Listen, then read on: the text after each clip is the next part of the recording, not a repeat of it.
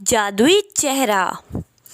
एक गांव में एक सेठ की दो पत्नियां थीं। एक पत्नी बहुत ही ज़्यादा सुंदर और बड़े बालों वाली थी, लेकिन उसमें बहुत घमंड और अहंकार भरा था। सेठ की बड़ी पत्नी दिखने में बदसूरत, उसके बाल भी छोटे थे, जिस वजह से उससे सेठ कम प्यार करता था। एक दिन जब सेठ सोकर उठा तो उसने चिल्लाया, छोटी बहू, छोटी बहू। तो छोटी बहू अपने बाल बनाने में व्यस्त थी। उसने सेठ की आवाज़ को टालते हुए अपने बाल बनाना नहीं रोका। फिर बड़ी बहू सेठ के पास आ गई और बोली, क्या आपने मुझे बुलाया? तो कहने लगा, नहीं, मैंने तुझे नहीं बुलाया। तो वो कहने लगी कि छोटी बहू बाल बनाने में व्यस्त है, अगर कोई काम हो तो आप मुझे बता दें। इस बात पर सेठ क्रोधित हो गया और बोला, सुबह सुबह आ गई अपना काला चेहरा लेकर। मुझे तुमसे कोई बात नहीं बतानी और ना ही मैंने तुम्हें बुलाया था। तुम छोटी को भेजो। इतने में ही छोटी आ गई और कहने लगी, सुबह उठते ही कर दी मेरी चुगली शुरू। मैं ज़रा से बाल क्या बनाने लगी, तुमने आकर शिकायत लगानी शुरू कर दी। तो वो कहने लगी, नहीं नहीं छोटी, मैं तुम्हारी कोई शिकायत नहीं लगा रही थी। इस बात पर ही बड़ी बहू को सेठ और छोटी बहू ने डांटकर भगा दिया।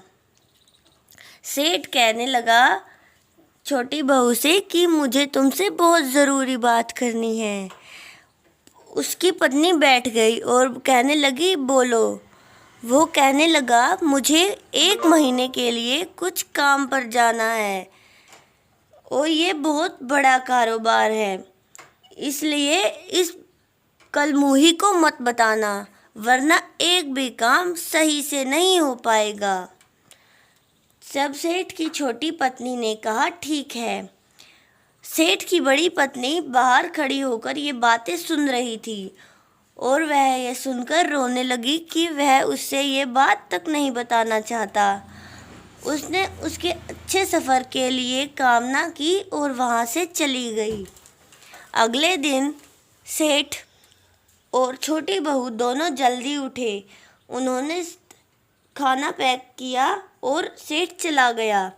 उन्होंने बड़ी बहू को नहीं बताया। सेठ की बड़ी पत्नी कमरे में अंदर बैठकर रोने लगी। वो सोच रही थी कि जाते टाइम एक बार तो बोलेंगे, पर ऐसा नहीं हुआ। जाते ही सेठ की छोटी पत्नी ने उसके साथ बुरा सलूक करना शुरू कर दिया। आते ही बोली, यहाँ बैठी है महारानी, सुबह सुबह कुछ काम नहीं, यहाँ किस लिए बैठी है? चल, ये बर्तन वगैरह और सारे काम ये तेरी माँ करेगी आके। सेठ की बड़ी पत्नी ने कहा, नहीं नहीं, अभी मैं एक एक करके सारे काम निपटा देती हूँ। उसकी छोटी पत्नी ने एक भी काम नहीं किया और सिर्फ उसे देखती रही। उसने सारे काम अकेले निपटाए और बस बैठी ही थी तो सेठ की छोटी पत्नी अपने बाल बना रही थी। तो उसने कहा, क्या मैं तुम्हारे बाल बना दूं? सेठ की छोटी पत्नी ने कहा, तुम क्या जानो बड़े बालों को कैसे सजाया संवारा जाता है, तुम्हारे तो है नहीं, पर फिर भी चलो ऐसा करो, बना दो। जैसे ही उसने उसके बाल बनाए, उससे थोड़े बाल टूट गए और कहने लगी कि थोड़े बाल तो बाल बनाते टाइम गिरते ही हैं। तो सेठ की छोटी पत्नी बहुत नाराज़ हो गई और गुस्से से बोली, ऐसे कैसे गिरते हैं, जब मैं बनाती हूँ तब बिल्कुल भी नहीं गिरते। और उसने सेठ की बड़ी पत्नी के बाल फाड़ लिए। तो सेठ की बड़ी पत्नी ने भी उसे धक्का मार दिया। ऐसे ही उनमें बहुत बड़ा झगड़ा हो गया और सेठ की बड़ी पत्नी घर छोड़कर चली गई। ऐसे बोली कि अब मैं नहीं आऊँगी। फिर रास्ते में वह जंगल के रास्ते गई और रास्ते में उसने देखा कि एक पेड़ के नीचे कुछ गंदगी ज़्यादा ही है, तो उसने उस पेड़ को साफ कर दिया। तो पेड़ ने उसे आशीर्वाद दिया, सदा सुखी रहो। थोड़ी दूर चलने के बाद उसने देखा एक केले का पेड़ केले के वजन से ज़्यादा झुका हुआ है, जो उसने एक बड़ी सूखी लकड़ी से उसे भी सीधा कर दिया। केला देवी ने भी कहा, सदा सुखी रहो। थोड़ी दूर चलने के बाद एक साधु महात्मा मिले, जिससे उसने आशीर्वाद मांगा।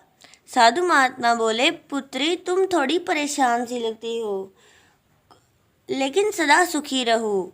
ऐसा करो, थोड़ी दूर आगे चलकर जाओ और देखो एक तालाब मिलेगा, उसमें सिर्फ एक ही डुबकी लगाना और वापस मेरे पास आ जाना।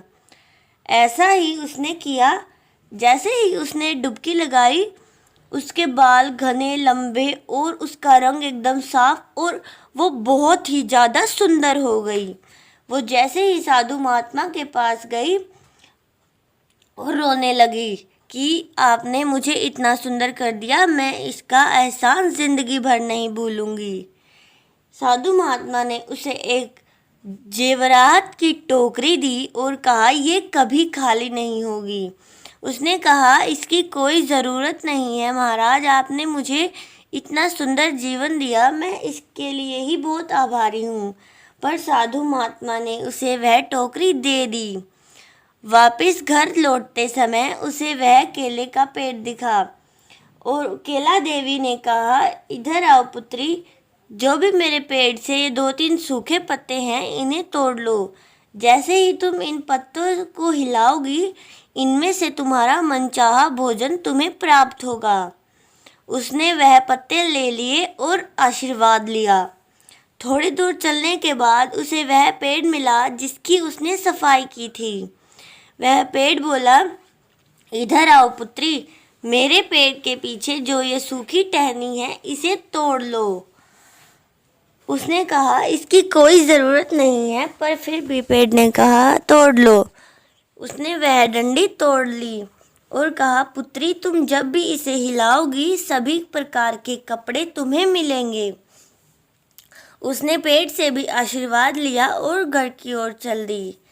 जैसे ही वह गेट पर पहुंची, उसने चिल्लाया, छोटी छोटी। जैसे ही छोटी ने गेट खोला, उसने देखा एक बहुत ही सुंदर लड़की जेवरात की टोकरी के साथ बाहर खड़ी है। उसे कुछ समझ नहीं आया, तो उसने कहा, मैं हूँ बड़ी, फिर पहले अंदर तो बुलाओ, या अंदर भी नहीं आने दोगी? छोटी ने कहा, मुझे बहुत जिज्ञासा है यह जानने की तुम्हारा ये कैसे हुआ।